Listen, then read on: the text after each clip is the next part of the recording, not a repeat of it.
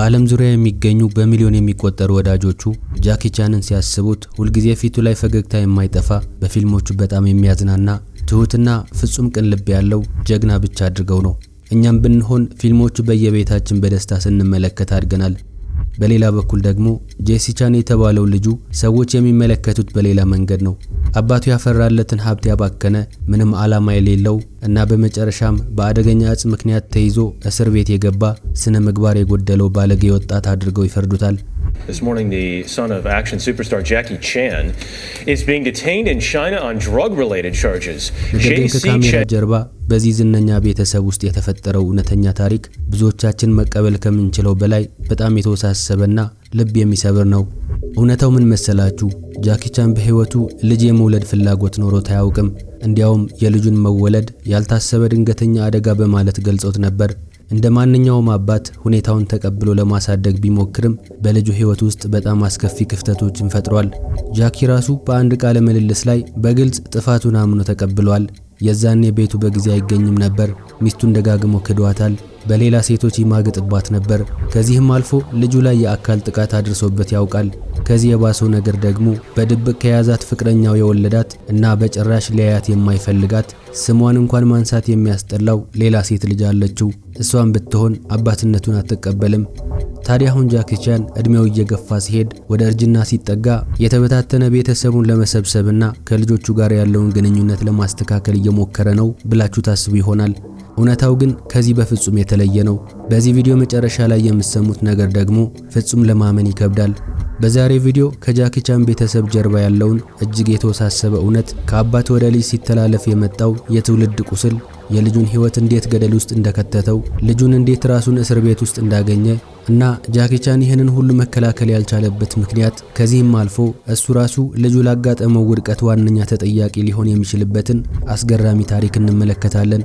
ዝና፣ ገንዘብና ስኬት የቤተሰብ ፍቅር መተካት እንደማይችል የሚያሳይ ምስክርነት ነው። ወደ ታሪኩ በጥልቀት ከመግባታችን በፊት የጃኪ ቻን ታሪክ ከስረ መሰረቱ ከመጀመሪያው መመልከት አለብን። ብዙዎቻችን ጃኪ ቻን በሆንግ ኮንግ የፊልም ኢንዳስትሪ ውስጥ ስኬትን ፍለጋ እየለፋ በነበረበት ጊዜ ምን ያህል የከፋ ድህነት ውስጥ ይኖር እንደነበር አናውቅም። ህይወቱ እንደ ፊልሞቹ አስቂኝ አልነበረም። በጣም የሚያሳዝን ህይወት ነበረው። ጃኪ በልጅነቱ ሬስቶራንት ውስጥ ገብቶ ለመብላት አቅም ስላልነበረው ሰዎች በልተው እስኪጨርሱና የተረፈውን ትተው እስኪወጡ ድረስ ጠረጴዛቸው አጠገብ ቆሞ ይጠብቅ ነበር። ጃኪ ስላሳለፈው የጨለማ ጊዜ ሲያስታውስ በየቀኑ ተስፋ መቁረጥ ነበር። ብዙ ገንዘብ ማግኘት ፈልግ ነበር። በጠዋት ሰዎች ቁርስ ሊበሉ ሬስቶራንት ይገባሉ። እኔ ግን የምከፍለው ገንዘብ ስላልነበረኝ ከአጠገባቸው ቆሜ እነሱ እስኪጨርሱ ጠብቃለሁ። የሆነ ነገር እየበላው ለማስመሰል አፌን አላምጣለሁ። ከዛም ሂሳብ ከፍለው ሲወጡ እነሱ ትተውት የሄዱትን የተረፈ ምግብ በልቼ ሆዴን አስታግሳለሁ። ጠዋት በህይወት የምቆየው በዚህ መንገድ ነበር በማለት ይናገራል። ነገር ግን የነበረበት የመጨረሻ የድህነት ደረጃ የሚደርስበትን ደረጃ ከማለም እሱን አላገደውም። ከ10 ዓመታት በላይ የኩንጉ ማርሻል አርት ጥበብን በመማር አሳልፏል።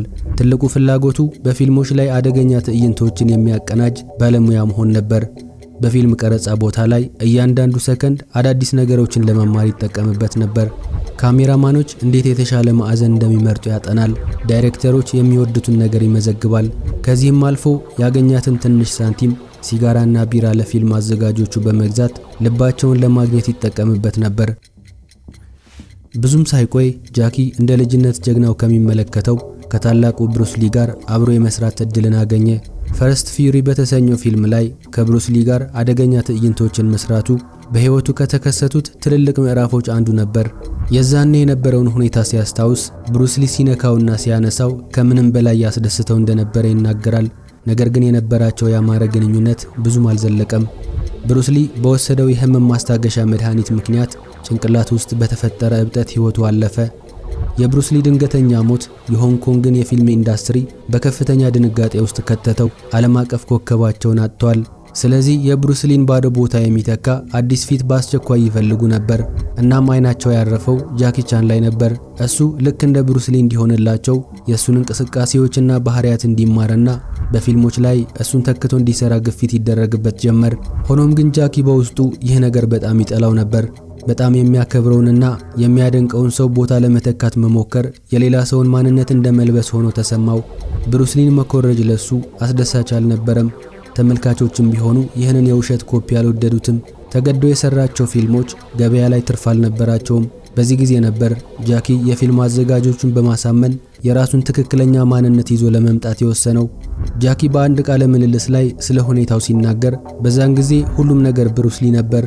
ስለዚህ እኛ የተለየ ነገር ለማድረግ ወሰንን። ተቃራኒውን መንገድ መረጥን። ብሩስ ሊ ከፍ አድርጎ ሲመታ እኔ ዝቅ አድርጌ እመታለሁ። እሱ ባህላዊ መሳሪያዎችን ሲጠቀም እኔ ወንበር፣ መሰላልና በእጄ የገባውን ማንኛውንም ዕቃ እጠቀማለሁ። ብሩስ ሊ ሁልጊዜ ኮስተር ያለና ቁጡ ሲሆን፣ እኔ ግን የምሰራቸው ፊልሞች የሚያስቁና የሚያዝናኑ እንዲሆኑ አደረግኳቸው።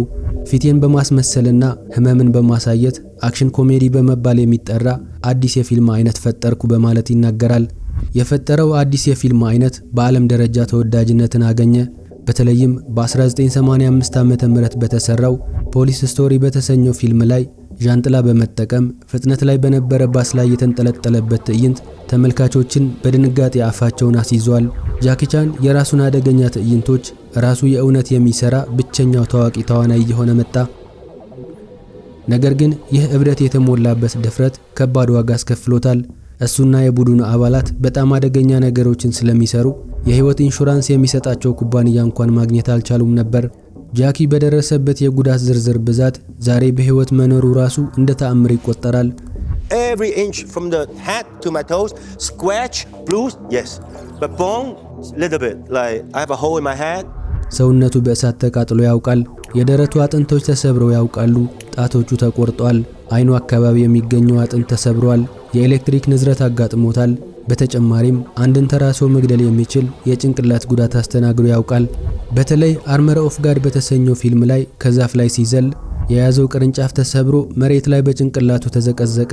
ጭንቅላቱ ላይ የተፈጠረው ጉዳት ምን ያህል የከፋ እንደነበረ ሲገልጽ ጭንቅላቱ ላይ ደም የሚረጭበት ትልቅ ቀዳዳ እንደተፈጠረና ቀዳዳው ሁለት ጣቶቹ በቀላሉ ሊያስገባ እንደሚችል ተናግሯል። የከፈለው መስዋዕትነት ግን እሱን የዓለማችን ታላቅ የፊልም ኮከብ አድርጎታል። ጃኪ የቻይና ብቻ ሳይሆን የዓለማችን ውድ ሀብት መሆን ቻለ። ጃኪ ቻን በዓለም ሲኒማ ታሪክ ውስጥ ከፍተኛ ትርፍ ካስገኙ ተዋናዮች መካከል አንዱ ነው። ለምሳሌ በገቢ ደረጃ ከፍተኛ የተጣራ ትርፍ ካስመዘገቡ ፊልሞቹ በደረጃ ከ1 እስከ 5 የተቀመጡትን እንመልከት። አንደኛ ደረጃ ላይ የተቀመጠው በ2011 ዓ.ም የተለቀቀው ኩንግ ፉ ፓንዳ 2 ነው። ፊልሙ የተሰራበት በጀት $150 ሚሊዮን ሲሆን ከተለቀቀ በኋላ ግን ከ515 ሚሊዮን ዶላር በላይ የተጣራ ትርፍን አግኝቷል። ሁለተኛ ደረጃ ላይ የተቀመጠው ደግሞ በ2008 ዓ.ም የተለቀቀው ኩንግ ፉ ፓንዳ ነበር። ኩንግ ፉ ፓንዳ በ130 ሚሊዮን ዶላር በጀት ተሰርቶ ከ500 ሚሊዮን ዶላር በላይ የተጣራ ትርፍን አግኝቷል። በሶስተኛ ደረጃ ላይ ያለው ደግሞ በ2016 ዓ.ም የተለቀቀው ኩንግ ፉ ፓንዳ ሶስተኛው ክፍል ነበር። ይሄ ደግሞ በ145 ሚሊዮን ዶላር በጀት ተዘጋጅቶ ከ370 ሚሊዮን ዶላር በላይ የተጣራ ትርፍን አግኝቷል። በአራተኛ ደረጃ ላይ በ2010 ዓ.ም የተለቀቀው ዘ ካራቴ ኪድ የተሰኘውና ጄደን ስሚዝ የተሳተፈበት ፊልም ሲሆን በ40 ሚሊዮን ዶላር አነስተኛ በጀት ተሰርቶ ከ319 ሚሊዮን ዶላር በላይ የተጣራ ትርፍን አግኝቷል። በአምስተኛ ደረጃ ላይ በ2001 ዓ.ም ወደ ተመልካች የተለቀቀው ረሽ አወር 2 ሲሆን በ90 ሚሊዮን ዶላር በጀት ተሰርቶ ከ257 ሚሊዮን ዶላር በላይ የተጣራ ትርፍን አግኝቷል። ጃኪ ከነዚህ ፊልሞች ከፍተኛ ክፍያ የተከፈለው ሲሆን ለረሽ አወር 2 15 ሚሊዮን ዶላር እና ለካራቴ ኪድ ደግሞ 10 ሚሊዮን ዶላር የመነሻ ክፍያ ተከፍሎታል። በተጨማሪም ከፊልሞቹ አጠቃላይ ትርፍ ላይ በነበረው የትርፍ ክፍፍል ስምምነት በሚሊዮኖች የሚቆጠር ተጨማሪ ገቢን ሰብስቧል። በኩንግ ፉ ፓንዳ 3ቱም ፊልሞች ላይ ደግሞ በሰራው የድምጽ ትወና ተሳትፈው ለእያንዳንዱ ፊልም እስከ 2 ሚሊዮን ዶላር የሚጠጋ የመጀመሪያ ክፍያ እንደተከፈለው ይገመታል። ነገር ግን በፊልሙ ዓለም ላይ ይህን ያህል ወደማይደረስበት ከፍታ ሲወጣ በግል ህይወቱ በተለይም በቤተሰብ ውስጥ የነበረው እውነታ ከውድቀትም በላይ የከፋ ነበር።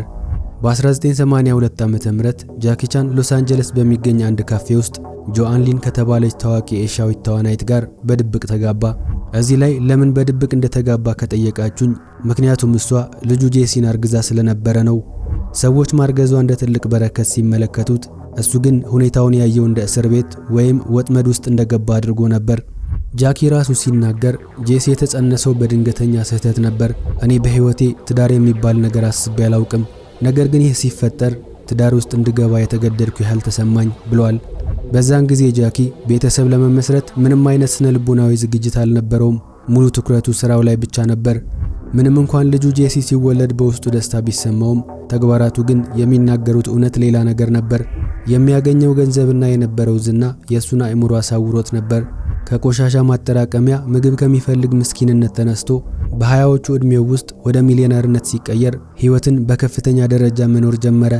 ፊልም ላይ የሚሰሩዋቸው ትዕይንቶች በጣም አደገኛ ስለነበሩ ጃኪና ጓደኞቹ በማንኛውም ሰከንድ ሞት ሊገጥመን ይችላል ብለው ስለሚያስቡ ገንዘባቸውን ያለ ገደብ ያባክኑት ነበር። ቀኑ ሙሉ ስጠጣና መኪና ስነዳ ነበር የምውለው። ጠዋት ፖርሼ መኪናዬን አጋጫለሁ፣ ማታ ደግሞ መርሴዴስ መኪናዬን አጋጫታለሁ። በየቀኑ አእምሮዬ በስካር የተሞላ ነበር በማለት ጃኪ በጸጸት ይናገራል። ሻንጣ ሙሉ ጥሬ ገንዘብ ይዘው በመዞር ያገኙትን ውድ ዕቃ ሁሉ ሳይደራደሩ በካሽ ይገዙ ነበር። ባህሪያቶቹ ገና ላላገባና ቤተሰብ ለሌለው ወጣት ዝነኛ የተለመደ ሊሆን ይችላል። ነገር ግን ጃኪ የዛኔ አባት ነበር።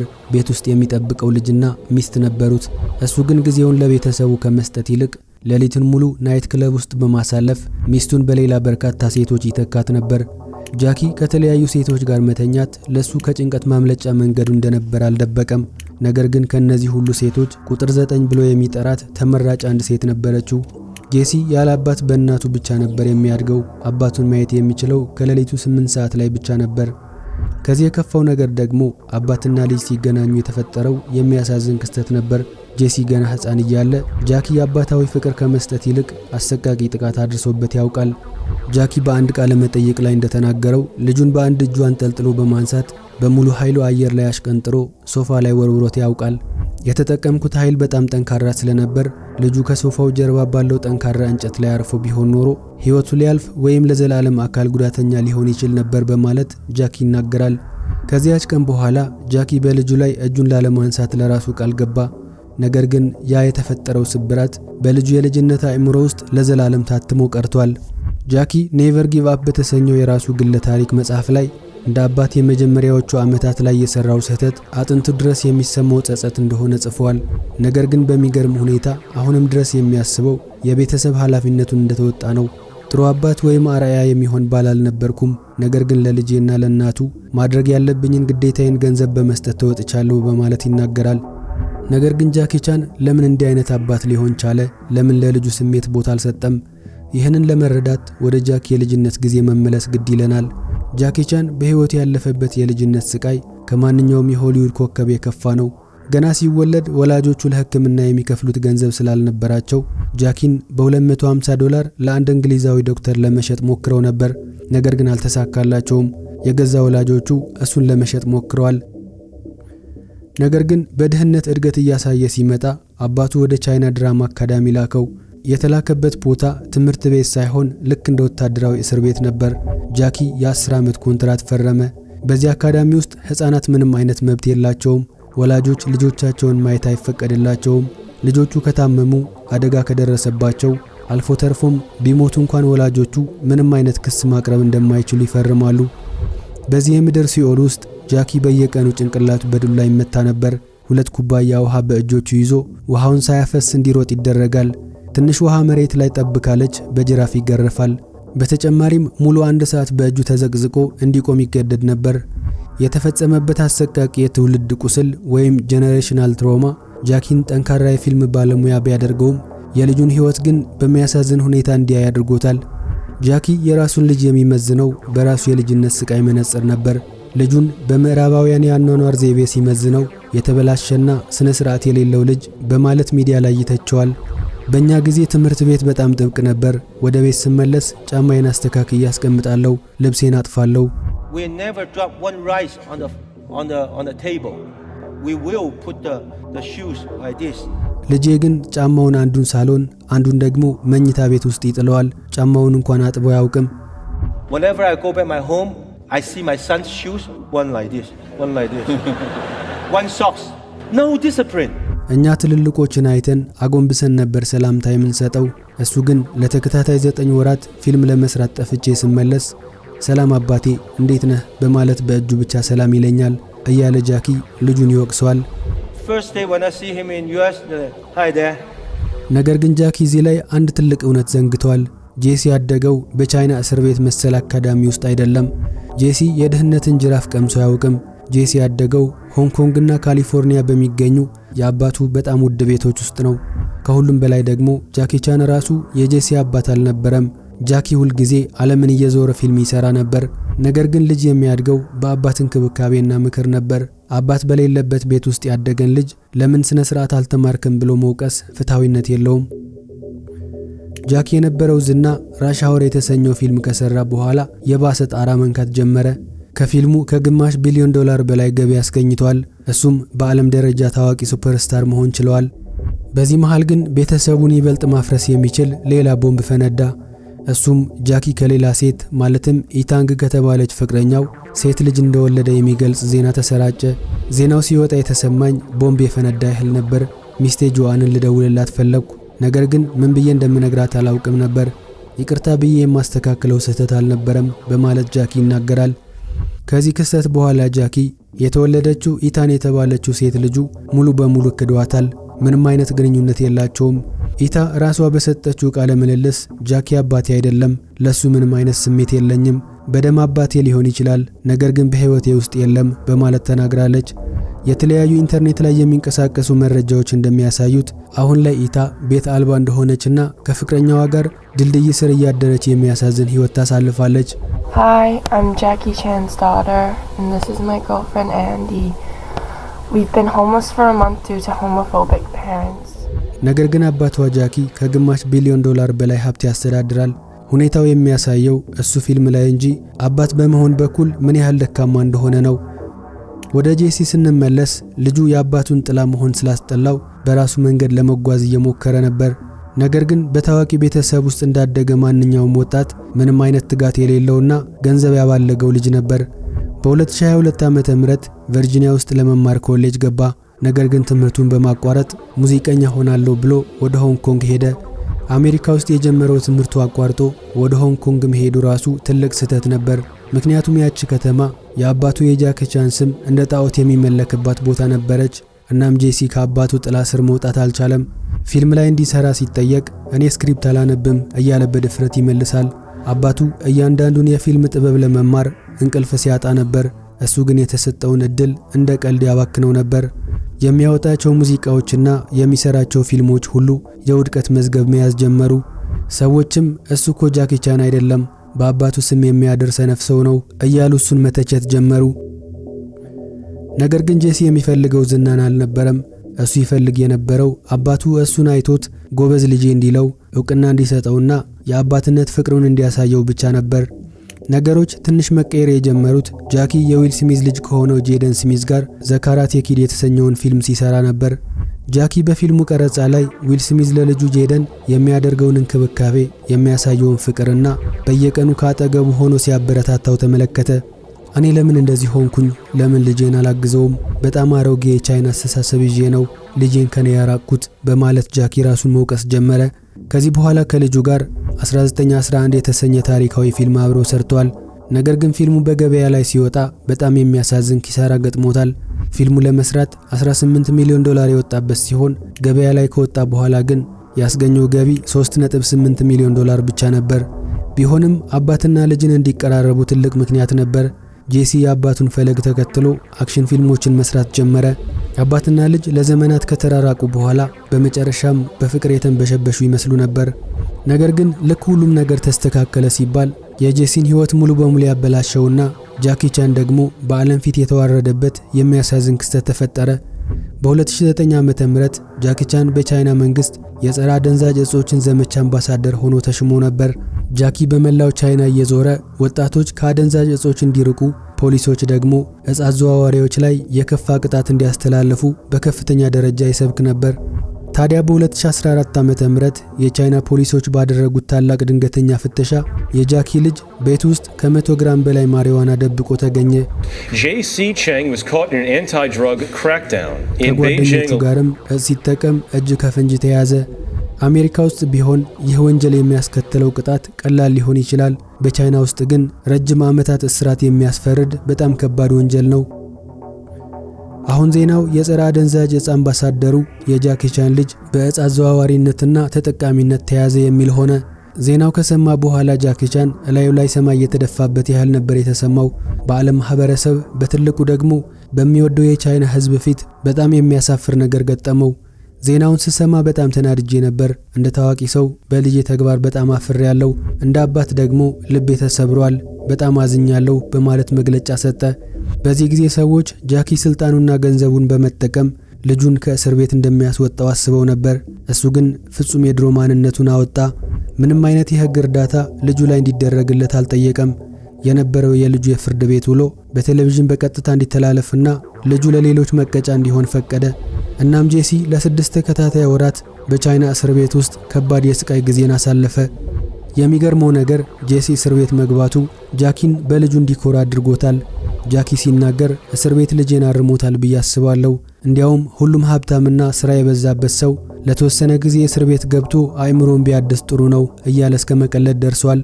ጄሲ ከእስር ቤት ከተፈታ በኋላ ጃኪ ለልጁ ያለውን አመለካከት እንደቀየረና ጥሩ አባት ለመሆን አዲስ ጅማሮ እንደሚያደርግ ቃል ገባ። ልጁን ይቅርታ ጠየቀው። ነገር ግን የጄሲ የልጅነት ጊዜ የአባት ፍቅርና እንክብካቤ የሚያስፈልግበት ያ ወሳኝ ጊዜ አልፎበታል። ጄሲ በአባቱ ቸልተኝነት፣ በገንዘብ ብዛትና በስነ ልቦና ቀውስ ውስጥ አልፎ ዛሬ ላይ የደረሰ ሰው ነው። አሁን በታሪኩ የሚያሳዝነውና አስገራሚ የፍጻሜ ምዕራፍ ላይ ደርሰናል። ብዙ ሰዎች ጄሲ በልጅነቱ ከአባቱ ጋር ጊዜ አለማሳለፉ፣ የደረሰበት የልጅነት ስቃይና እስራት ችሎ ማለፉ በመጨረሻም ጠቅሞታል ብለው ያስባሉ። ምክንያቱም ጃኪ ካረፈ ወይም ከሞተ ያከማቸው ከ400 ሚሊዮን ዶላር በላይ ሀብት ሙሉ በሙሉ ለልጁ እንደሚያስተላልፈው እምነት ነበራቸው። አባቱ በልጅነቱ ፍቅር ባይሰጠውም የሀብቱ ወራሽ ስለሆነ ካሳ ይሆነዋል ብለው ያስባሉ። ነገር ግን የዚህ ታሪክ በጣም አሳዛኝና ልብ ሰባሪ እውነታ ይሄ ነው። ጃኪ ቻን ካለው ሀብት ላይ 74 ሳንቲም ለልጁ ላለማውረስ በይፋ ወስኗል። ልጁ ገና ልጅ በነበረበት ጊዜ ከጃኪ ጋር በአውሮፕላን ሲበሩ የተፈጠረውን ሲያስታውስ ልጁን እንዲህ ብሎት ነበር። አንተ አሁን ገንዘብ የለህም፣ ስለዚህ ኢኮኖሚ ክላስ ላይ ትቀመጣለህ። አንተ እኔን የመሰለ ታዋቂ አባት አለህ፣ ሌሎች ግን የላቸውም። የራሳቸውን ጦርነት ራሳቸው መዋጋት አለባቸው። አንድ ቀን በራስህ ጥረት ገንዘብ ሰርተህ እኔ የምቀመጥበትን የክብር ቦታ ወይም ፈረስት ክላስ ላይ ስትቀመጥ ያኔ ስኬታማ ሆነሃል ማለት ነው። እናም ጃኪ ያለውን ሙሉ ሀብት ለበጎ አድራጎት ድርጅት ወይም ቻሪቲ እንደሚሰጥ ተናግሯል። ነገር ግን ስለ ልጁ ስለ ጄሲ ሲጠየቅ የሰጠው ምላሽ የአንጀትን ርህራሄ የሚፈታተን ነበር። ልጄ አቅም ካለው የራሱን ገንዘብ ራሱ መስራት ይችላል። አቅም ከሌለውና ሰነፍ ከሆነ ግን የኔን ገንዘብ በከንቱ ያባክነዋል። ስለዚህ ከኔ ገንዘብ ምንም አያገኝም በማለት ተናገረ። በልጁ በጣም ወሳኝ የልጅነት ዓመታት ውስጥ አባት ሆኖ ያልተገኘው ሰው ልጁ እርዳታ በሚያስፈልገው ጊዜ ዞሮ ያልተመለከተው አባት ልጁ ለሚኖረው የወደፊት ህይወትም የገንዘብ ዋስትና ሆኖ ላለመገኘት ወስኗል። እስኪ አስቡት፣ አሁን ገንዘብና ስኬት የሰው ልጅን ደስታ ሊገዙ ይችላሉ? ጃኪ ቻን ዓለምን በሳቅ አጥለቀለቀ። ነገር ግን የገዛ ቤቱን በለቅሶና በጸጸት ሞልቶታል። ጃኪ ያደረገው ነገር ትክክል ነው ብላችሁ ታስባላችሁ? መልሱ ለእናንተ ትቼዋለሁ። የኮሜንት ቦታው የእናንተ ነው። ለዛሬ ያዘጋጀሁላችሁ እውነተኛ ታሪክ ይህንን ይመስል ነበር። እስከ መጨረሻው ስለተከታተላችሁኝ ከልብ አመሰግናለሁ። ቪዲዮ ከተመቻችሁ ላይክ ማድረግን እንዳትረሱ። ቻናሉን ሰብስክራይብ ካላደረጋችሁ ደግሞ ሰብስክራይብ በማድረግና የደውል ምልክቷን በመጫን ቤተሰብ ሁኑ። በሚቀጥለው በሌላ አስተማሪ እውነተኛ ታሪክ እስክንገናኝ በያላችሁበት ሰላም ሁኑ።